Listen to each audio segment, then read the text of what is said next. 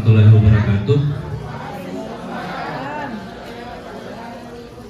Mohon maaf sebelumnya Bapak Ibu Guru Hebat PT SMA Negeri 7 Pinrang telah menyita waktunya dalam agenda komunitas belajar ini.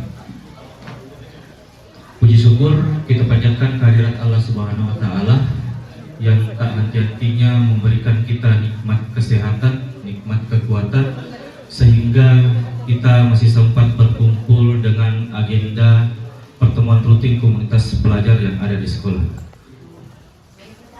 Dan tak lupa kita kirimkan salawat serta salam kepada Nabiullah Muhammad SAW yang telah membawa kita dari alam yang gelap gulita menuju alam yang terang. Baik, dalam kesempatan hari ini berhubungan dengan komunitas belajar, agenda yang saya ikuti atau pelatihan yang saya ikut selama 3 bulan terakhir ini berkaitan dengan komunitas belajar yang ada di sekolah. Jadi untuk hari ini saya bisa langsung mengambil video atau tugas rencana tindak lanjut saya atau praktik baik yang akan saya paparkan nantinya. Izin berdiri Bapak Ibu. Baik, langsung saja.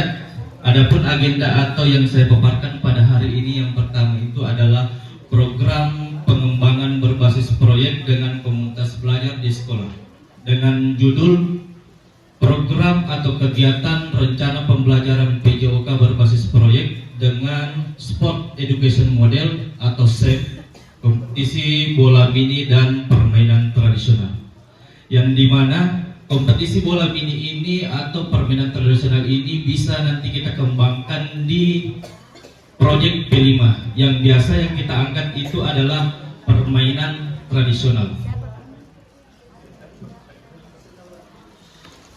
Baik, adapun latar belakang dari rencana tindak lanjut saya yaitu Sport Education Model, yang dimana Sport Education Model atau SEM itu adalah model pembelajaran dalam pendidikan jasmani yang dirancang untuk meniru pengalaman olahraga nyata dan tujuan meningkatkan partisipasi, keterampilan, dan pemahaman siswa tentang olahraga.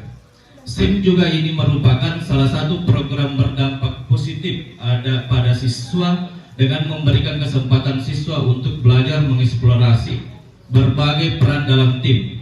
Selain menjadi siswa, dapat mengambil peran lain tergantung aktivitas seperti menjadi pelatih, manajer, peralatan, wasit, bahkan lebih luas bisa menjadi penganalisis pertandingan, jurnalis, dan sebagainya.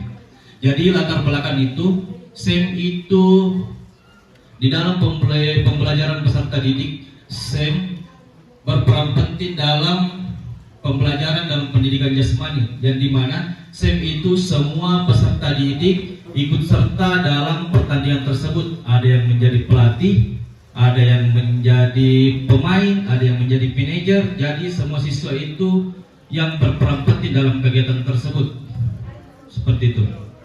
Kita lanjut. SEM memberikan kesempatan kepada siswa untuk mempelajari keterampilan taktik, strategi, aturan permainan, serta memahami tanggung jawab sosial melalui berbagai peran sesuai dengan kemampuan ataupun minatnya.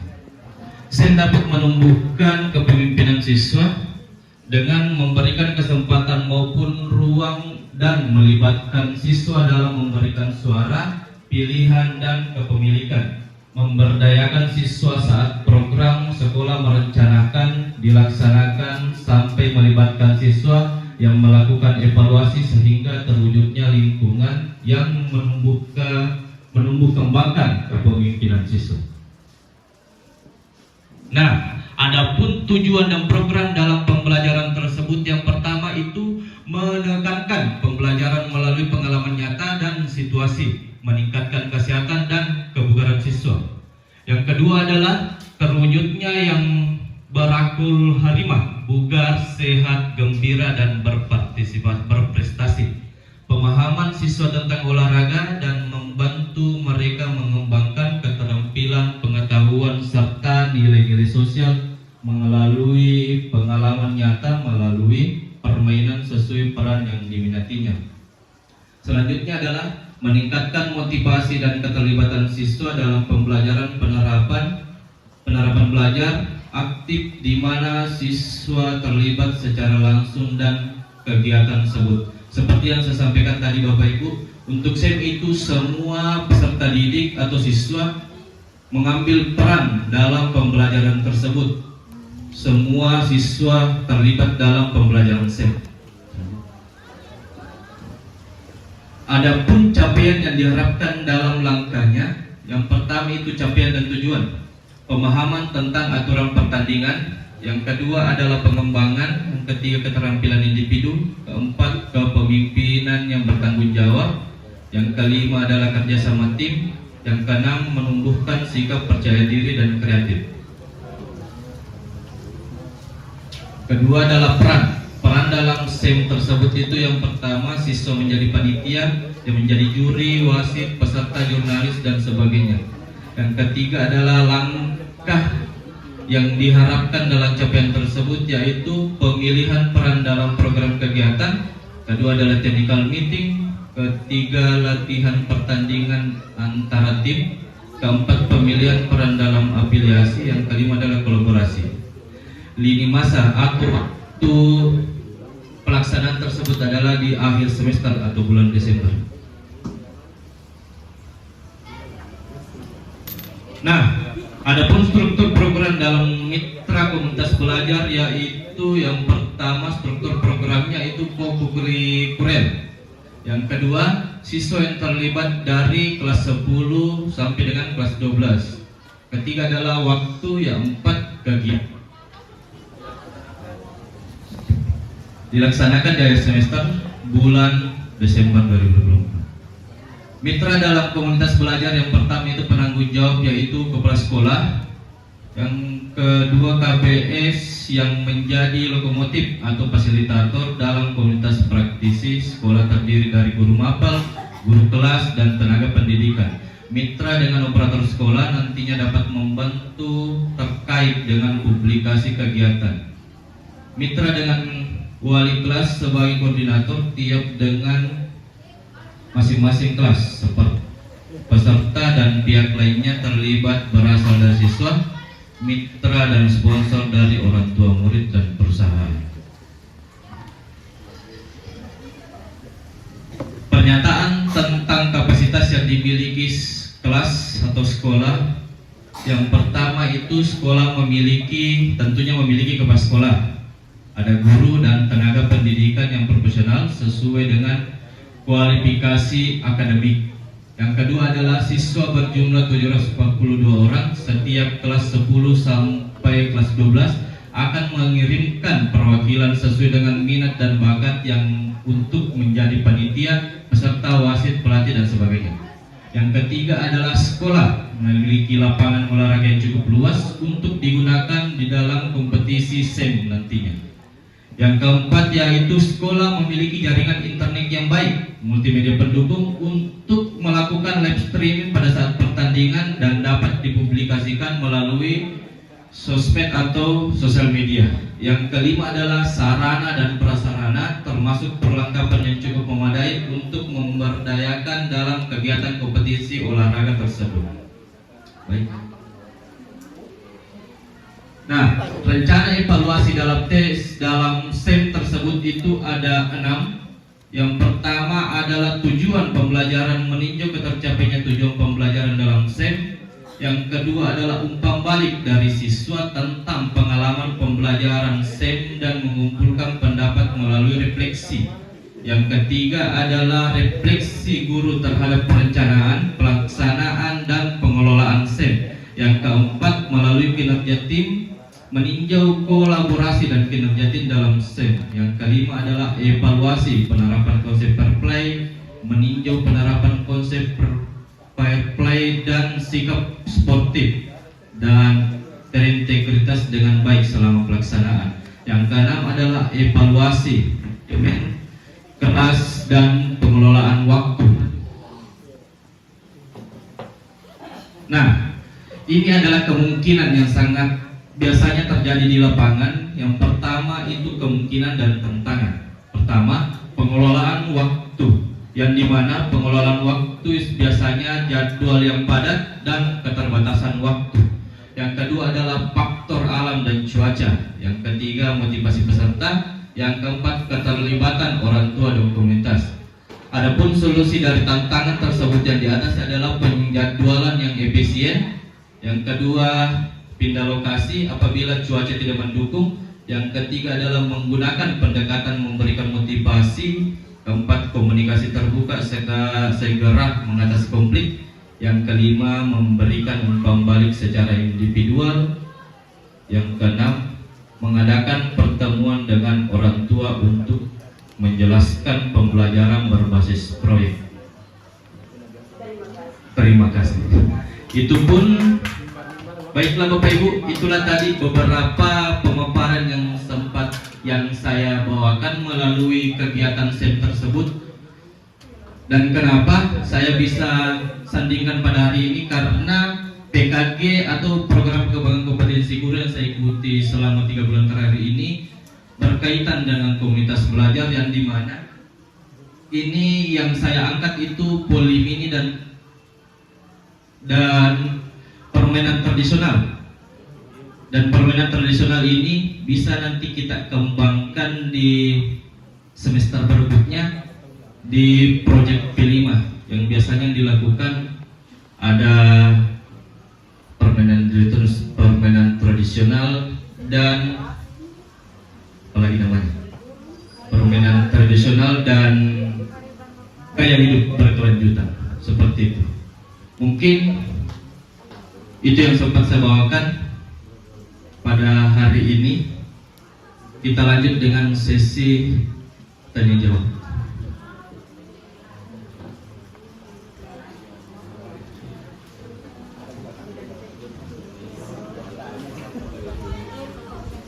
Ada yang mau bertanya, Bapak Ibu?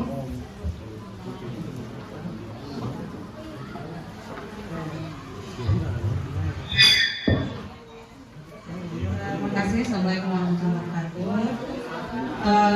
Pemaparan materi yang luar biasa sampai tadi ke kegiatan kokurikuler yang sangat menarik untuk memuat permainan tradisional dan bola mini mini ya, untuk melatih kepemimpinan murid atau student agency untuk mencari keterlibatan murid pada pembelajarannya. Pertanyaan saya, apa yang men-trigger Bapak atau tantangan apa yang membuat Bapak sehingga mengikuti kegiatan program PKG PJOK ini? Terima kasih.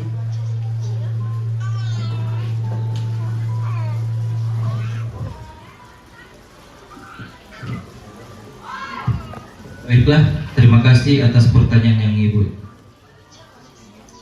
Baiklah, langsung saya jawab Bu. Tantangan yang biasa saya hadapi atau yang kita hadapi dalam pembelajaran tersebut yaitu seperti tadi yang saya sampaikan. Yang pertama itu adalah pengelolaan waktu. Pengelolaan waktu yang dimana pelaksanaan atau evaluasi dan monitoring secara berkala membutuhkan waktu yang cukup sehingga terkadang sulit dilakukan di tengah penjadwalan pembelajaran yang padat. Yang kedua adalah kurangnya kompetensi, kurangnya partisipasi siswa, yang dimana beberapa siswa mungkin kurang terlibat atau tidak memberikan respon yang cukup dalam proses evaluasi dan monitoring. Adapun biasanya juga faktor motivasi siswa dalam lingkungan belajar yang kondusif juga padat mempengaruhi aktivitas pendekatan ini. Mungkin seperti itu.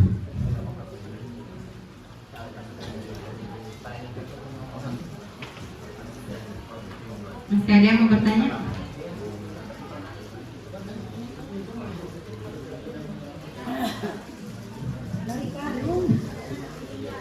Baik, terima kasih atas kesempatannya. Pada kesempatan kali ini saya cuma mungkin memberikan sedikit tanggapan mengenai kegiatan yang dilakukan oleh Pak Iksan dengan mata pelajaran PJOK-nya.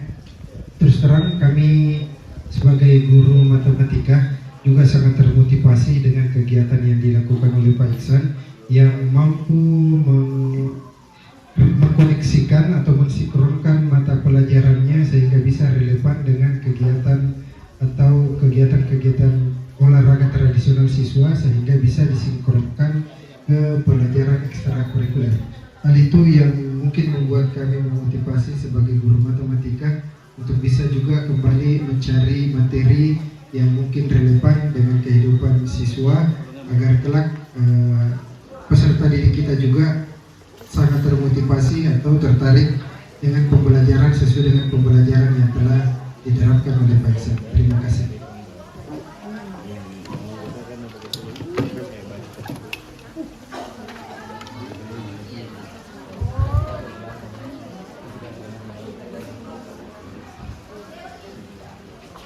Terima kasih atas pertanyaan dari Ibu Hayati Amin dan tanggapan dari Pak Iksan.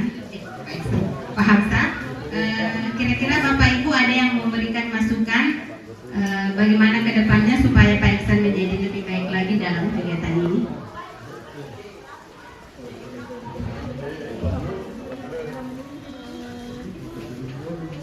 Bismillahirrahmanirrahim. Assalamualaikum warahmatullahi wabarakatuh. Kalau saya tidak bertanya, hanya barangkali memberikan apresiasi dan dukungan dari model pembelajaran sport education model. Kenapa saya melihat di sini bagus sekali ya, karena seperti bermain peran atau role playing. Anak-anak di sini, murid-murid kita di sini diberikan tugas dan tanggung jawab sesuai dengan minatnya masing-masing. Jadi kalau dalam pembelajaran yang biasa barangkali mungkin ada siswa yang kurang aktif karena tidak dilibatkan, tetapi kalau ini saya lihat bagus sekali karena mereka bisa berperan sesuai dengan yang kemampuan mereka, mungkin ada yang bisa jadi pemain atau mungkin wasit dan sebagainya. Terus mereka di sini dilatih untuk bertanggung jawab untuk melaksanakan tugas mereka masing-masing. Iya, jadi kalau kami ya sangat mengapresiasi dan mendukung kegiatan melalui pembelajaran STEM ini. Terima kasih.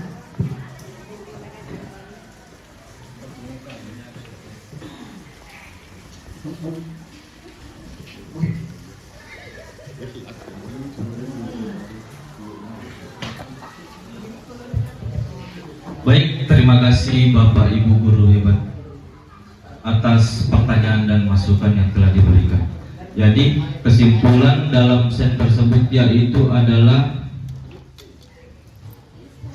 kesimpulannya manfaat menunjukkan bahwa set itu merupakan kerangka kerja penting dalam pendukung proses pembelajaran, mengajar dan terarah dan berkelanjutan seperti itu.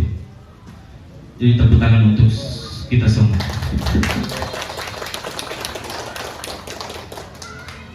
Jadi sebelum mengakhiri pemaparan hari ini, disingkat saya memberikan pantun.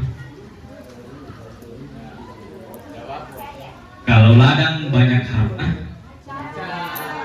tak perlu petani untuk berpindah. Hati masih ingin bersama, tapi waktu habislah sudah.